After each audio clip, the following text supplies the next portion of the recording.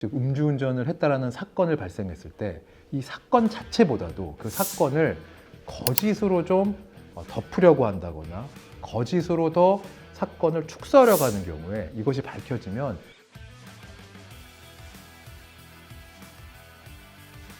안녕하세요. 유돈로우 채널의 김유돈 변호사입니다. 최근 BTS의 슈가가 음주운전한 사실이 언론에서 많이 화제가 되고 있습니다.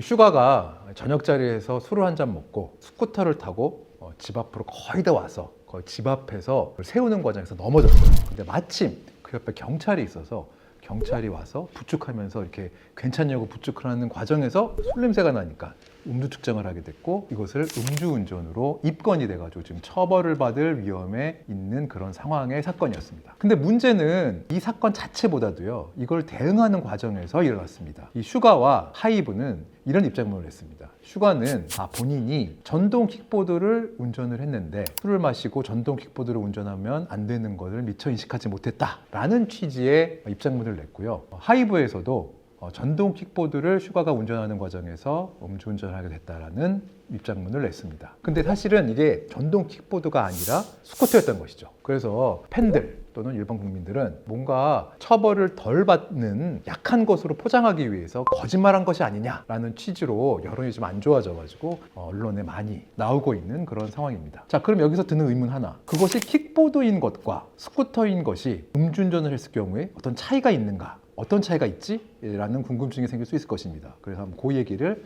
해보도록 하겠습니다. 자, 사실 우리 도로교통법을 보면요, 자동차든 노면전차, 자전거 이런 거의 모든 탈 것에 대해서 음주한 상태로 운전해서는 안 된다고 규정을 하고 있습니다. 그런데 이 음주운전을 한 경우에 각각의 이동 수단에 따라서 달리 처벌을 하고 있습니다. 일단 오토바이로 대변되는 오토바이, 스쿠터 등의 이륜 자동차 같은 경우에는요, 자동차와 똑같이 처벌합니다. 그래서 음주운전하다가 적발이 되면 운전면허도 똑같이 그 알코올 수치에 따라서 정지 또는 취소가 되고요, 도로교통법 위반으로 형사처벌인 벌금을 받도록 되어 있습니다.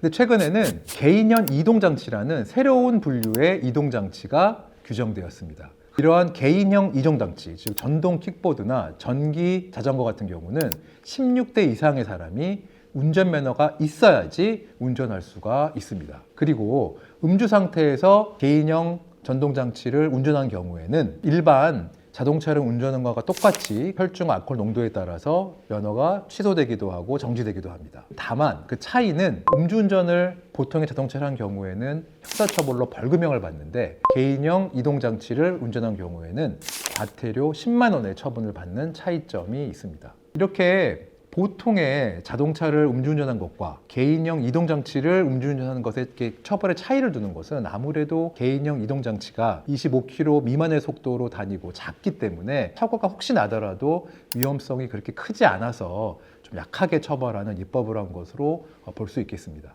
그래서 슈가 같은 경우는 오토바이를 운전했다고 하는 것보다는 킥보드를 운전했다고 하는 것이 뭔가 조금 덜 잘못한 것 같다는 느낌을 줄 수 있다라는 생각에 그런 식으로 입장문을 낸 것이다 라고 지금 사람들의 의혹을 받고 있습니다. 여기서 하나 더. 보통 자전거는 술을 마셔서 운전해도 크게 문제가 되지 않는다라고 생각하는 분들이 꽤 있는데요. 아닙니다. 자전거도 음주한 상태로 운전을 하게 되면 3만 원의 과태료 처분을 받도록 되어 있습니다. 자전거의 음주운전도 하지 말아야겠습니다. 다시 좀 슈가 사건 얘기를 해보면요, 변호사 입장에서 슈가가 지금 언론에서 회자되면서 더 많은 비난을 받고 있는 거에 대해서 참 안타까움을 느낍니다.